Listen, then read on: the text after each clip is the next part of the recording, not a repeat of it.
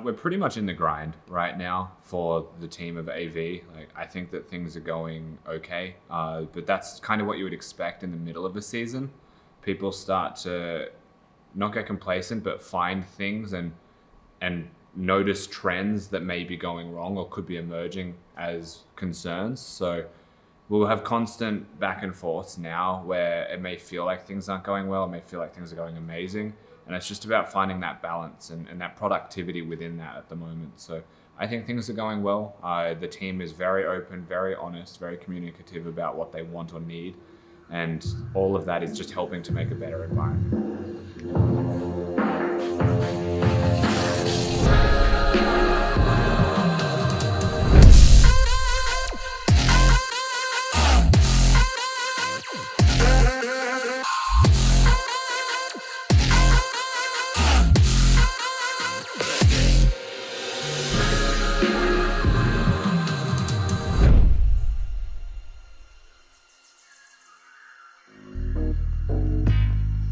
So I've worked with a bunch of players in the past. I've been a player since 2010, so I've seen my fair share of people come and go. And when I look at a player like Guncrab, he's actually someone that just has an X factor or like has a spark. There's something there about him that makes me almost have more confidence in what he will become, not just what he is. And you know, right now he's a twitchy AD carry. He's got good mechanics, good reaction times. He's just a young gun style of AD, and there are a lot of those that exist anyway, but he has that extra gift, and it's hard to quantify as a resource, but he just has it.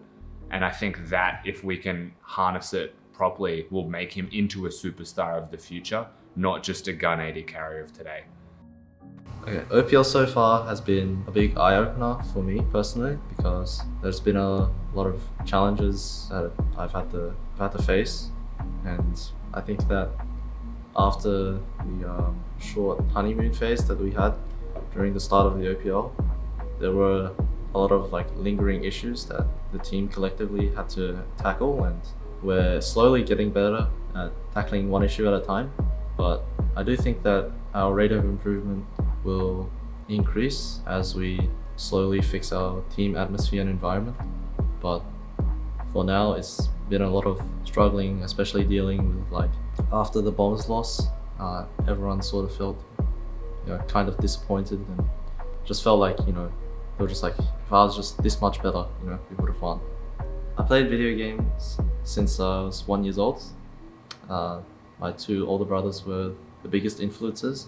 Playing together with my brothers, it was like the most fun thing I could do during my childhood.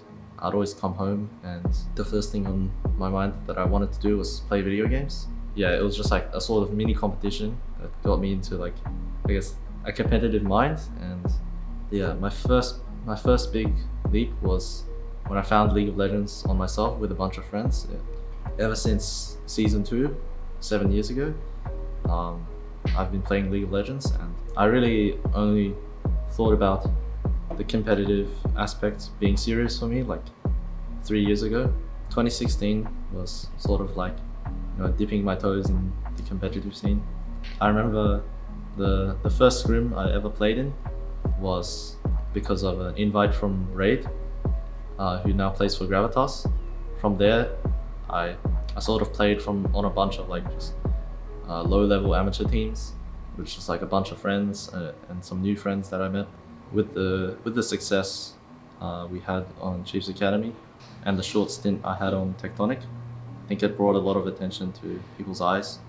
For 2019, AVANT has picked me up as the AD carry, which I'm very grateful for, because, you know, I was uncertain whether or not I would get a team.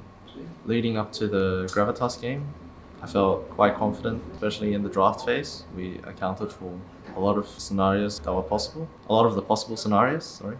And what happened on the day was like something that we expected. And also we played a team comp that we were very familiar with. The Gravitas game was very good for us. We got to implement a set play. So we did something very early into the game that kind of caused disarray in their team. All right, Arrow, Abductive's gone, looking for Pabu, a little low on mana, as well as the Red Smite comes down. Pabu trying to limp away, but he's got no flash. And it looks like it's going to be first blood to Swathe. That type of play, planned, prepared, we executed on, it was very good from us. And at the end of the game, it was a big swaying factor. So we came in with momentum, we planned to have it, and we never relented when we had it. They are going to be the fight in onto the Akali, just completely gets deleted, and into the back goes Gunkrab, and that's the confidence from AVANT. They're going to clean up the quadra kill. AVANT Gaming really clean house at the end of it all, and that was a stylish way to end it. The way it panned out on the day was that we were basically the better team, and most of our advantages were drawn from just a lot of individual performances from the 5 players. And yeah. I mean, naturally the team's very hungry to beat the Bombers. Losing the first round is never a thing that you want to have happen. So there is that extra added weight that you would say that is on the shoulders of the players to come in stronger and prove themselves once again. I wouldn't say that we were just out for the count in the first week either. Like, we had a chance to beat them. And I would say coming into the second game against Bombers, we had a chance to beat them again. I would look towards Gunkrab, who had a fantastic performance on his Jinx. It was definitely commendable. I see Gunkrab again as a star of the future. I think a lot of our successes in the Bombers game, a lot of good individual performances from our team, especially in the 2 skirmishes where I picked up 2 triple kills. Flash, pop the cork, in comes Balcon, looking for damage, and they turn their attention, that's a shutdown, and He's huge! huge. Double, triple for the Jinx! Just like that, Gunkrab is on the board. And tries to dash out of harm's way, but it's Gunkrab again! And he's going for more! The double kill for the Jinx! And we mentioned how, He's going down, or is he? I don't think so! Triple kill! You kidding me? He's still in this! We're just mechanically outplaying them, and it felt like they weren't very familiar with the champion I was playing. The lead up to the loss was a mixture of us being unable to close the game and snowballed our lead. The Bombers played pretty well defensively around their vision, made it pretty hard to find an opportunity to crack open the game. AVANT have enough damage to actually get a couple members down. FBI locked up, but he turns it back around and nearly heals it all back up. Bombers decimating AVANT Gaming in this one, and they even cut the escape pass off. That's going to be the ace, and that ought to be the game. And the reason that we lost this game was little mistakes and small errors that experienced players probably won't make, that young players are prone to making. So, from the game, even though it was a defeat, I'm still very happy with the team's performance, and it's just about maturing the squad that we have, or to learn those things that mature players do. So this is the caster week, I would say. This is where I play against 2 of the other shoutcasters in the OPL broadcast. So naturally, there's a little bit of added gravity to the situation. I have to sit next to them the whole time. So win or lose, there's a little bit more on the line for us there. But for the players, I have a feeling that a lot of their focus, again, will go towards Order.